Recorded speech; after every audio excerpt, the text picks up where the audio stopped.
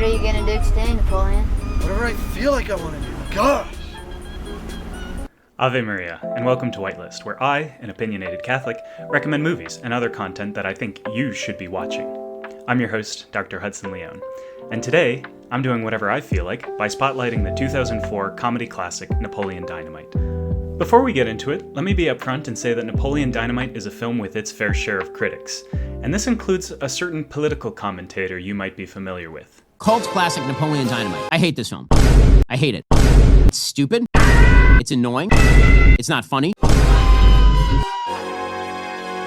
I would agree with you, Ben, but then we'd both be wrong. Like it or not, Napoleon Dynamite is a piece of Americana that's here to stay.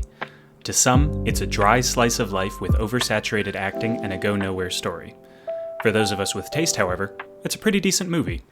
In deference to the critics, I will admit that this film is quite funky, and not just in the Jamiroquoi sense of the word. Could you bring me my coffee, Jamiroquai? Okay.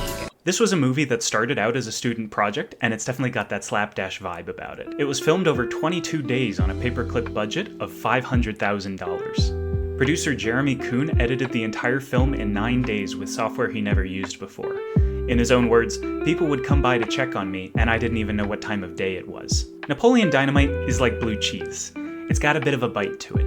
But like all good cheese, it's best served with alcohol in the company of friends. Your viewing experience of Napoleon Dynamite will dramatically improve with both. At face value, the character of Napoleon Dynamite doesn't have a lot going on for him. This despite the fact that he's got the coolest name ever conceived by man.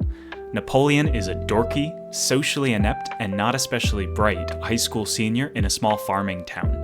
Although these qualities dispose him to that poverty of spirit that make for some truly amazing saints, he is a deeply flawed young man with the habit of telling some real whoppers. Did you know that last summer he bagged wolverines in Alaska with his uncle? Sure, dude. What kind of gun did you use? A freaking 12 gauge, what do you think? Or what about that long-distance girlfriend who was supposed to fly in for the school dance? Uh-huh. Napoleon also has an inflated view of his skill set, which apparently includes bow staffing and drawing, if you can call it that.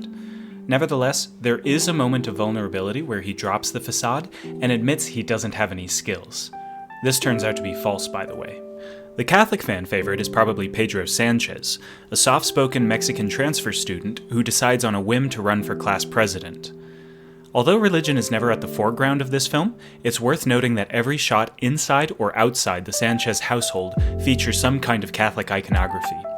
Additionally, one of Pedro's selling points in his campaign speech is to bring Holy Santos into the school to guard the hallways and bring good luck. It's a bit surprising considering that both directors are LDS, but hey, props to them. Napoleon's brother, Kip Dynamite, is a 32-year-old romantic who spends his days chatting with babes on the internet. Small and reedy, he's a fantastic complement to his abrasive younger brother. If Napoleon is a salt and vinegar chip, then Kip is a French onion dip. Deb Bradshaw is a shy, though solidly grounded young woman who runs a small photography studio outside of her house and is saving up money for college. Your mom goes to college.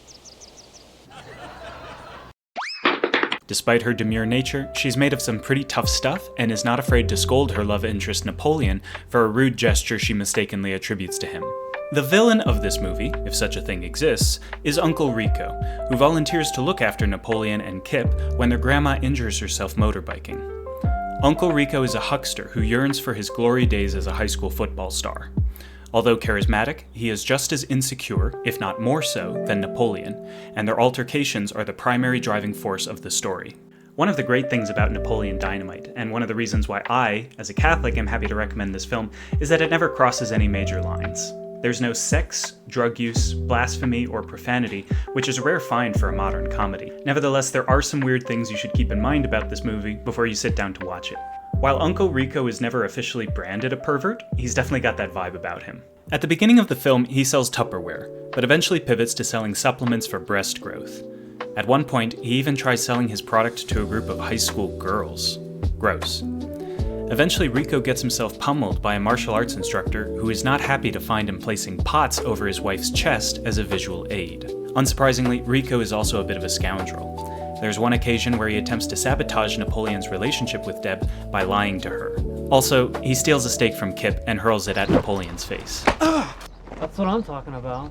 There's a lot of other comedic violence in this movie. Various people get put into headlocks, there's some slapping, a bike stunt that goes wrong, and various demonstrations of so-called martial arts. As far as moral hazards go, we've already heard that Napoleon lies a fair bit in order to bolster his reputation.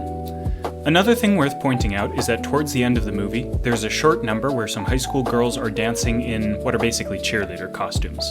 It's pretty inoffensive, but during the routine there's a brief cut to the school principal, who seems to be enjoying himself a bit too much. This last one is something of a spoiler, so skip ahead a few seconds if you don't want to hear about it. The climax of the movie is Napoleon dancing in front of the school to the song Canned Heat by Jamiroquoi, which contains some un-Christian lyrics. For example, I used to put my faith in worship, but then my chance to get to heaven slipped. On an unrelated note, as Kip's online girlfriend LaFonda is giving Napoleon the cassette tape, she mentions the song was made by her cousin. Did anybody grow up thinking Jamiroquai is some big black lady? Who even is this guy? In summary, Napoleon Dynamite is a quirky, charming comedy classic that is sure to raise some eyebrows, get some laughs, and be requoted ad infinitum.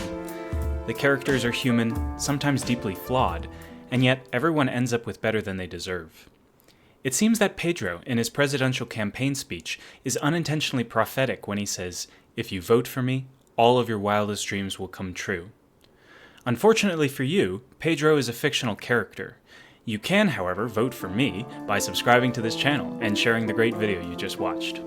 I can't promise anything, but maybe, just maybe, we'll get to be saints. Thanks for watching.